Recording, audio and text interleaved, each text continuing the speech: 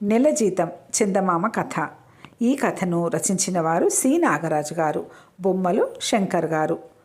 ఒక గ్రామంలో ఒక రైతు ఉండేవాడు. అతను పరమ పిసినిగొట్టు. ఒకసారి అతను ఒక పనివాడిని పెట్టుకున్నాడు.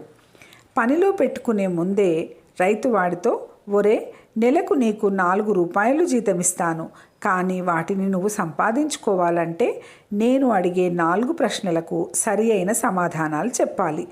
చెప్పలేకపోతే నీకు 4 రూపాయలకు బదులు 4 మొట్టికాయలు ఇచ్చుకుంటాను అన్నాడు. అట్లాగే చేయండి అన్నాడు పనివాడు. వాడికి రైతు యొక్క దురుద్దేశం అర్థం కాలేదు. పనివాడు నెల పొడుగునా చచ్చేటట్టు అడ్డమైన చాకిరీ చేశాడు. నెల పూర్తి అయింది. రైతు వాడిని పిలిచి, ఒరే, నీకు ఇవాళ జీతం ఇవ్వాలి. ఇట్లా లోపలికి వచ్చి నేను అడిగే ప్రశ్నలకు సమాధానం చెప్పి నీ జీతం సంపాదించుకో అన్నాడు. ఇద్దరు చలిమంట దగ్గర కూర్చున్నారు. దానికి సమీపంలోనే ఒక పిల్లి చుట్టుకొని పడుకొని ఉన్నది. రైతు పనివాడికి పిల్లిని చూపించి, ఇది ఏమిటి అని అడిగాడు.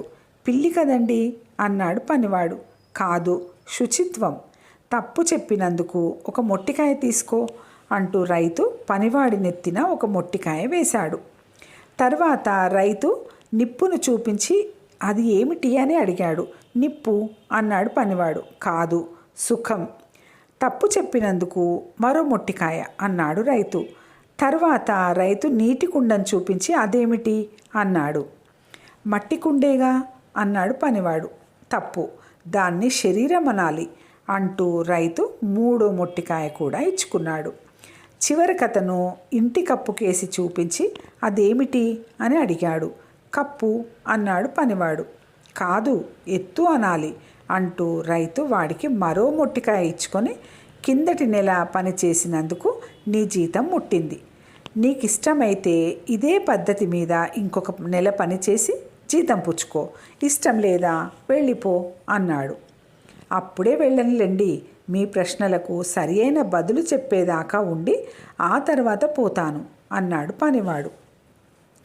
తర్వాత కొంతసేపటికి రైతు పొలానికి వెళ్ళాడు. పనివాడు పిల్లి తోకకు నూనె గుడ్డ చుట్టి దాన్ని ఇంటి కప్పు మీద ఎక్కించాడు. కప్పు అంటుకున్నది. పనివాడు కుండలో నీళ్లు పోసి మంటల మీద ఊయసాగాడు. దొడ్లో పని చేసుకుంటున్న రైతు భార్య ఇంటి పైకప్పు మండుతూ ఉండటం చూసి, నీళ్లు పుక్కిలించి ఊస్తే నిప్పు ఆరుతుందిట్రా, పొలానికి పోయి మీ యజమానితో చెప్పిరా అన్నది. పనివాడు పొలానికి వెళ్ళి రైతుతో, అయ్యా, శుచిత్వం సుఖాన్ని తీసుకొని ఎత్తుకు వెళ్ళింది. ఎత్తు మహాసుఖంలో ఉంది.